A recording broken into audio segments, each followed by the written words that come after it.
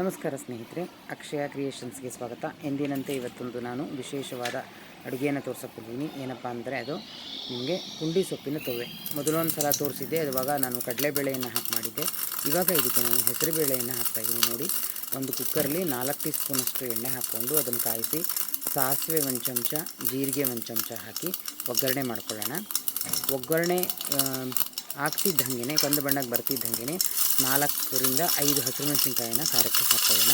ಇದು ಹಸಿರುಮೆಣಸಿನ್ಕಾಯಿ ಕೂಡ ಹಾಕೋಬೋದು, ನೀವು ಒಣಮೆಣಸಿನ್ಕಾಯಿ ಕೂಡ ಹಾಕೋಬೋದು. ಇದು ಟೇಸ್ಟ್ ತುಂಬ ಚೆನ್ನಾಗಿರುತ್ತೆ ಹಸಿರುಮೆಣಸಿನ್ಕಾಯಿ ಹಾಕೋದ್ರಿಂದ.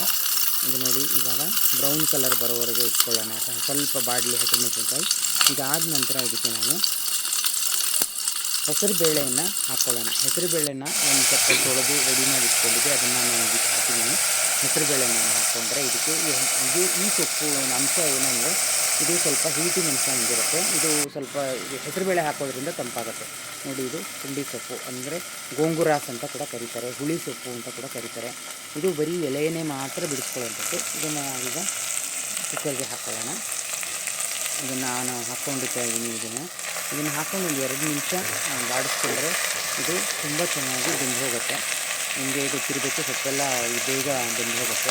ತುಂಬ ಚೆನ್ನಾಗಿರೋಂಥ ತೊವೆ ಆಗುತ್ತೆ. ಇದು ತುಂಬ ಟೇಸ್ಟಿ ಇರುತ್ತೆ. ಇದಕ್ಕೆ ಬೇರೆ ಮೇಲಿಂದ ಹುಣಸೆ ಹಣ್ಣಾಗಲಿ ಟೊಮೊಟೊ ಆಗಲಿ ಏನೂ ಬೇಕಾಗಲ್ಲ. ಯಾಕೆಂದರೆ ಈ ಸೊಪ್ಪಲ್ಲೇ ಹುಳಿ ಅಂಶ ತುಂಬ ಇರೋದ್ರಿಂದ ತುಂಬ ಚೆನ್ನಾಗಿ ಇದು ಟೇಸ್ಟು ಚೆನ್ನಾಗಿ ಕೊಡುತ್ತೆ. ಈ ಚಳಿಗಾಲದಲ್ಲಂತೂ ಇದು ಆರೋಗ್ಯಕ್ಕೆ ತುಂಬ ಒಳ್ಳೆಯದು, ಹಾಗೆ ತುಂಬ ಡೈಜೆಷನ್ ಪವರನ್ನು ಹೊಂದಿದೆ.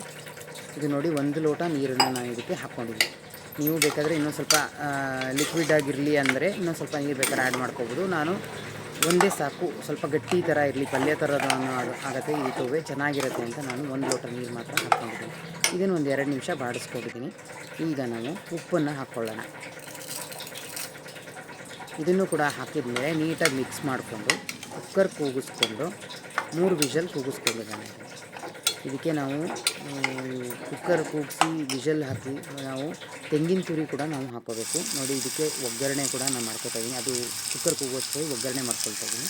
ನಾನು ಇದಕ್ಕೆ ಬೆಳ್ಳುಳ್ಳಿ ಒಗ್ಗರಣೆಯನ್ನು ಮಾಡ್ಕೊಂಡಿದ್ದೀನಿ. ಬೆಳ್ಳುಳ್ಳಿನ ಬೇಕಾದರೆ ಹಾಕ್ಕೋಬೋದು, ಆಪ್ಷನ್. ನೋಡಿ, ಇದು ಕುಕ್ಕರ್ ಕೂಗಿ ರೆಡಿ ಆಯ್ತು. ಇವಾಗ ನೋಡಿ ಎಷ್ಟು ಚೆನ್ನಾಗಿ ಹದವಾಗಿ ಬೆಂದಿದೆ. ಇವಾಗ ನಾವು ಇದನ್ನು ಒಂದು ರೌಂಡು ತಳಮೇಲೆ ಮಾಡ್ಕೊಳ್ಳೋಣ. ತಳಮೇಲೆ ಮಾಡಿಕೊಂಡು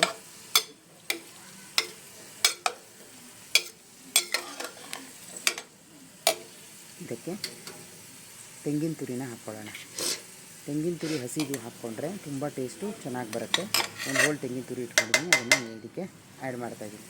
ಹಾಕ್ಕೊಂಡು ಇದನ್ನು ನಾವು ಚೆನ್ನಾಗಿ ಮಿಕ್ಸ್ ಮಾಡ್ಕೊಳ್ಳೋಣ. ಚೆನ್ನಾಗಿ ಮಿಕ್ಸ್ ಮಾಡಿಕೊಂಡು ದೋಸೆ ಜೊತೆಗೆ, ಚಪಾತಿ ಜೊತೆಗೆ, ಇಡ್ಲಿ ಜೊತೆಗೆ ಮತ್ತು ಮೊಸರನ್ನಕ್ಕೆ ನೆಂಚ್ಕೊಳ್ಳೋಕ್ಕೆ ಅಥವಾ ಇದರಲ್ಲೇ ಬಿಸಿ ಬಿಸಿ ಅನ್ನನ ತುಪ್ಪ ಹಾಕ್ಕೊಂಡು ಕೂಡ ತಿನ್ಬೋದು.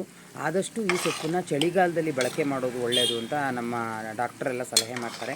ಇದು ಹೀಟಿನ ಅಂಶ ಹೊಂದಿರೋದ್ರಿಂದ ಚಳಿಗಾಲದಲ್ಲಿ ಇದು ಮೈಗೆ ಬೆಚ್ಚಗೆ ಇಡುವಂಥ ಕೆಲಸವನ್ನು ಮಾಡುತ್ತೆ. ಹಾಗೆ ಚೆನ್ನಾಗಿ ಆರೋಗ್ಯ ಅಂದರೆ ಡೈಜೆಷನ್ ಆಗಬೇಕು ಅಂತಂದರೆ ಕೂಡ ಇದನ್ನು ಬಳಸ್ಬೋದು. ನೋಡಿ, ಈಗ ಬೆಳ್ಳುಳ್ಳಿ ಒಗ್ಗರಣೆ ಮಾಡ್ಕೊಂಡಿದ್ನಲ್ಲ, ಅದನ್ನು ಹಾಕ್ತಾಯಿದ್ದೀನಿ.